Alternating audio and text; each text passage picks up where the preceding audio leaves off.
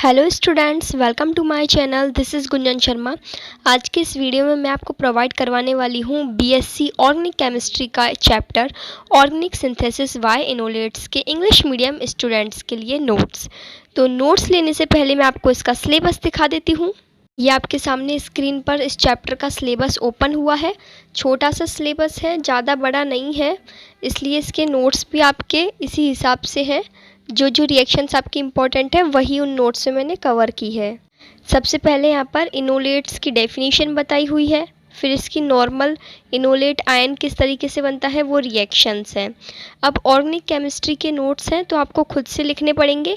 मैं चाहती हूँ कि ऑर्गेनिक केमिस्ट्री के सभी चैप्टर के नोट्स आप खुद से बनाएं ताकि आप उन रिएक्शंस को कम से कम एक बार तो अपने हाथ से ज़रूर लिख लें। ऑर्गेनिक केमिस्ट्री की रिएक्शंस बिना लिखे याद नहीं होने वाली। इनऑर्गेनिक में आप थ्योरी रट सकते हो, लेकिन ऑर्गेनिक की रिएक्शन रटने में नहीं आती। उन्हें आपको हाथ से जब तक 3-4 बार रिएक्शंस नहीं लिखोगे, उन्हें याद नहीं करोगे, बिना देखे नहीं लिखोगे, तब तक वो आपको याद नहीं होने वाली। इसलिए मैं आपको ऑर्गेनिक केमिस्ट्री के नोट्स इस तरीके से प्रोवाइड कर रही हूँ ताकि आप उन्हें लिख लें।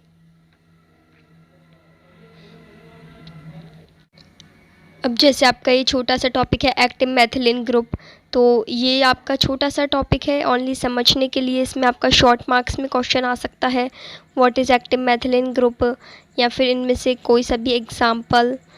इनमें जो भी मैंने एग्ज़ाम्पल्स दिए हैं ना, उनके आप स्ट्रक्चर्स और उनके नेम ज़रूर याद कर लें, कॉमन नेम उनके।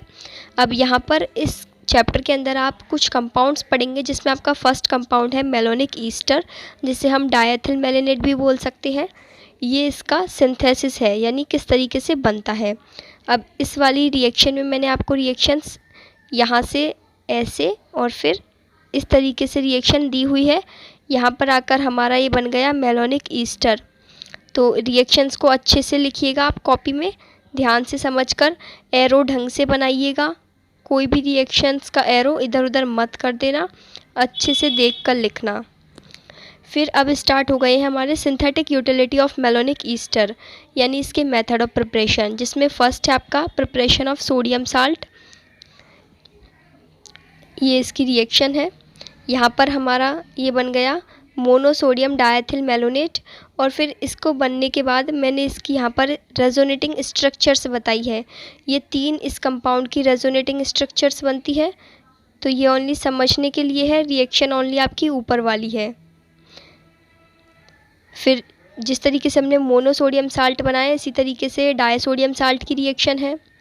सेकंड है आपकी रिएक्शन विथ RX, यानी एल्किल हैलाइड के साथ रिएक्शन है। फिर इसमें एक छोटा सा नोट है। इस तरीके से आपकी रिएक्शंस हैं, तो आप स्क्रीन पर से देखकर एक एक रिएक्शन अच्छे से उतारें।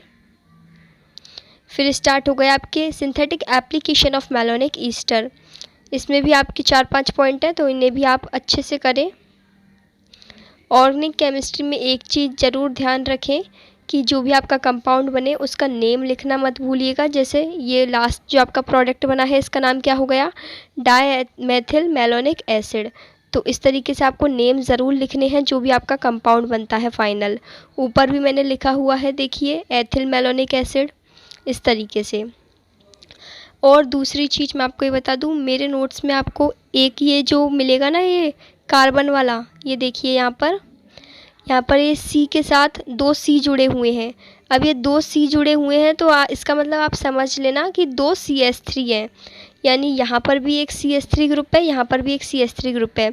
मैंने इसमें हाइड्रोजन नहीं जोड़े हैं क्योंकि फिर जल्दी जल्दी लिखने में, जल्दी जल्दी नोट्स बनाती हूँ, तो पूरा इकट्ठा नहीं लिखा है CH3, only carbon carbon add कर दिया। तो आप समझ लेना, जहाँ पर सिंगल कार्बन दिखे, जैसे कि इस कंपाउंड में सिंगल कार्बन है, अब 2 वैलेंसी तो ये ऑलरेडी बना रहा है यहाँ से, यानी 2 वैलेंसी और बची, तो यानी ये क्या आएगा, CH2। तो आप इस हिसाब से लिखना, कहीं एग्ज़ाम में भी ये ओनली C लिख के छोड़ आओ, तो पूरा लिख के आना CH3 CH2 जो भी आपका बन रहा है। यहाँ पर मैंने नोट्स में ओनली रिएक्शंस कंप्लीट करने के लिए लिख दी है। अब जैसे 3 कार्बन लिखे हैं, ब्यूटेरिक एसिड बन रहा है, तो इसमें यहाँ पर आएगा आपका CH3 CH2 CH2 COOH। ठीक है, ये समझ लेना, छोटी सी बात है। इसमें मैंने आपको वही रिएक्शंस बताई हैं जो आपके बीएससी के अंदर पूछी जा चुकी है या आपके बीएससी के सिलेबस में है, इसलिए कोई सी भी रिएक्शन छोड़ना मत। वैसे ही छोटा सा चैप्टर है तो पूरा ही कर लेना।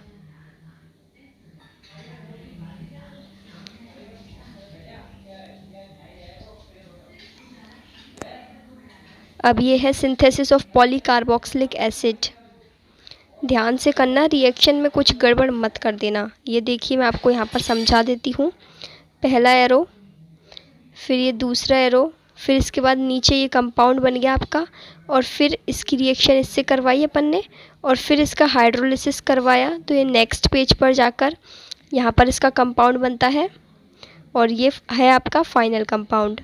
तो एरो ढंग से ध्यान से देखिएगा और अच्छे से इन रिएक्शंस को उतारिएगा, क्योंकि मैंने इन रिएक्शंस को ऐसे करके और फिर ऐसे घुमा कर लिखा है। कोई तो ऐसे और फिर ऐसे लिख देता है डायरेक्ट, यानी 2 लाइन में, लेकिन मैंने उन रिएक्शंस को इस तरीके से लिखा है। सभी रिएक्शंस आप ध्यान से करिएगा, अपने हिसाब से जो पैटर्न आपको ठीक लगे उसी तरीके से इन रिएक्शंस को उतार लीजिएगा।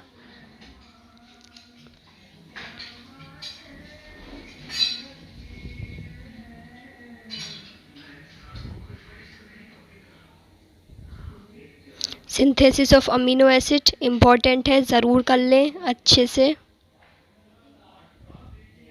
माइकल एडिशन, यह आपने सेकेंड ईयर में भी पढ़ा है। रिएक्शंस की मैकेनिज्म भी दी हुई है मैंने, ताकि आपको अच्छे से रिएक्शन समझ में आ जाए। मैं चाहती हूँ कि ऑर्गेनिक केमिस्ट्री के नोट्स आप खुद से ही लिखें, इसलिए मैं आपको इस तरीके से नोट्स दिखा रही हूँ। इसके अलावा यदि आपको किसी भी रिएक्शन या किसी भी मैकेनिज़्म, कहीं भी किसी भी टॉपिक में कोई दिक्कत हो तो आप कमेंट सेक्शन में मुझसे पूछ सकते हैं। अब यहाँ पर हमारा नेक्स्ट कंपाउंड स्टार्ट हो गया। ये देखिए ऊपर थोड़ा सा छूट गया, एसेटो एसिटिक ईस्टर। ये है आपका सेकंड कंपाउंड। फर्स्ट कंपाउंड कौन सा था? Malonic Easter. हमने उसके मेथड ऑफ प्रिपरेशन पढ़ लिए। अब हम इस सेकंड कंपाउंड के मेथड ऑफ प्रिपरेशन देखेंगे और इसकी रिएक्शंस देखेंगे। ठीक है, यहाँ पर इसके सिंथेटिक यूटिलिटी स्टार्ट हो गई, तो इसमें भी आपको उसी तरीके से रिएक्शंस पढ़नी होंगी। फिर यहाँ पर इसकी एप्लीकेशंस स्टार्ट हैं। यदि आपको ये चैप्टर समझना है तो आप YouTube पर काफ़ी वीडियोस हैं, वहाँ से समझ सकते हैं। मेरा काम है आपको बेस्ट से बेस्ट नोट्स प्रोवाइड करवाना, वो भी अच्छी हैंडराइटिंग में, ताकि आप एक ही जगह पर पूरा चैप्टर एक साथ पढ़ सकें। बाकी उन्हें समझना और उन्हें याद करना आपकी ज़िम्मेदारी है। अब ये नोट्स आपको कहाँ से पढ़ने हैं, उनके लिए मैंने आपको बेस्ट चैनल्स भी बताए हैं बीएससी केमिस्ट्री के लिए, तो वो देख लेना। या फिर मैंने आपको बोला ही है कि आप टॉपिक वाइज सर्च करें, ताकि आपको हर टॉपिक मिल जाए यूट्यूब पर। तो जब आप टॉपिक वाइज अपना सिलेबस पढ़ेंगे तो ज़्यादा अच्छा रहेगा। और इन नोट्स की राइटिंग में तो आपको कहीं भी कोई दिक्कत होने वाली है ही नहीं, क्योंकि ये मैंने खुद ने बनाए हैं और ये ऐसी हैंडराइटिंग है जो सभी तरीके के स्टूडेंट्स समझ सकते हैं। अब ये वाली जो आपकी रिएक्शन है, सिंथेसिस ऑफ हेटेरोसाइक्लिक कंपाउंड, इसे अच्छे से करिएगा, इम्पॉर्टेंट रिएक्शन है ये। इसमें जो आपका फाइनल प्रोडक्ट बनता है एसीटोनिल एसीटोन, इसकी जो कीटो फॉर्म है ये रही इसकी कीटो फॉर्म, और जब इसको इनॉल फॉर्म में अपन कन्वर्ट करते हैं तो ये 3 अलग अलग कंपाउंड के साथ रिएक्शन करने पर इस तरीके के प्रोडक्ट बनाता है। नीचे और देख सकते हैं आप, काफ़ी रिएक्शंस हैं इसमें। अब ये रिएक्शंस यदि मैं आपको PDF डायरेक्ट दे भी देती तो आप कौन सा इन्हें पढ़ के डायरेक्ट याद कर लेते, लिख कर ही याद करते ना, इसलिए मैं आपको ये नोट्स लिखवा रही हूँ। इन नोट्स के अलावा यदि आपको बाकी चैप्टर के नोट्स चाहिए तो आप प्लेलिस्ट ज़रूर चेक करें, वहाँ पर आपको जो आपके बाकी के चैप्टर्स हैं उनके नोट्स मिल जाएंगे। हिंदी और इंग्लिश दोनों मीडियम के स्टूडेंट्स के लिए नोट्स अवेलेबल हैं मेरे चैनल पर। तो यदि आपने अब तक चैनल को सब्सक्राइब नहीं करा है तो चैनल को सब्सक्राइब कर लें, और ये नोट्स यदि आपके लिए हेल्पफुल हैं तो वीडियो को लाइक करना बिल्कुल भी मत भूलिएगा, क्योंकि मेरे चैनल पर मिलने वाले हैं आपको BSc से जुड़ा हुआ पूरा स्टडी मटेरियल, वो भी एकदम फ्री में। 2 कंपाउंड हमने अब तक पढ़ लिए थे, तीसरा कंपाउंड है हमारा 1,3-डायथायंस। फर्स्ट कंपाउंड हमने पढ़ा था मेलोनिक ईस्टर, सेकंड था आपका एसेटो एसिटिक ईस्टर, और अब ये थर्ड है 1,3 डायथाइंस। तो यहाँ पर भी हम इसके सेम पहले की तरह मेथड ऑफ प्रिपरेशन और इसकी एप्लीकेशंस देखेंगे। तो ये सारी रिएक्शंस आप अच्छे से कर लीजिएगा। रिएक्शंस को बिल्कुल अच्छे से मैंने यहाँ पर एक्सप्लेन किया हुआ है। किसी भी तरह का कोई भी डाउट हो कमेंट सेक्शन में पूछ लेना, मैं आपकी प्रॉब्लम ज़रूर सॉल्व करूँगी। अब देखिए यहाँ पर ये जो आपका प्रोडक्ट बन रहा है ये वाला, इसमें कार्बन से ये 2 कार्बन जो अटैच हुए हैं इनकी वैलेंसी आप ज़रूर कंप्लीट करके ही लिखें। जैसे ये कार्बन पर 2 कार्बन जुड़े हुए हैं, यानी यहाँ पर क्या जुड़ा हुआ है आपका CH3 और यहाँ पर भी आपका जुड़ा हुआ है CH3, और इसी तरीके से आपके दोनों कार्बन इधर की साइड वाले, तो इनकी वैलेंसी आप ज़रूर कंप्लीट कर लें। मैंने ऑलरेडी रिएक्शन बताने के लिए डायरेक्ट लिख दिया है, आपको पूरा अच्छे से ही लिखना है अपने नोट्स में जब आप बनाएं।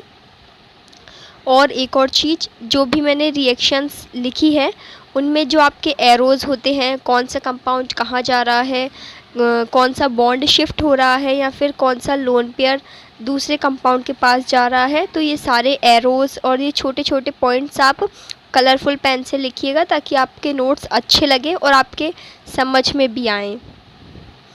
लास्ट टॉपिक है आपका ये एल्काइलेशन एंड एसाइलेशन ऑफ इनामाइंस। ये टॉपिक आपका इम्पॉर्टेंट है, इस पर बड़े क्वेश्चंस में से बनकर आता है, तो इसे अच्छे से करें। ये एल्काइलेशन हो गया, इसकी रिएक्शन इम्पॉर्टेंट है। वीडियो को हाई रेजोल्यूशन पर ही देखना, तब भी आपको एक एक वर्ड अच्छे से क्लियर दिखेंगे। फिर एल्काइलेशन के बाद ये हो गया एसाइलेशन ऑफ इनामाइंस, और इस तरीके से आपका ये पूरा चैप्टर यहाँ पर ख़त्म हो चुका है। आई होप आपने अच्छे से अपने नोट्स लिख लिए होंगे।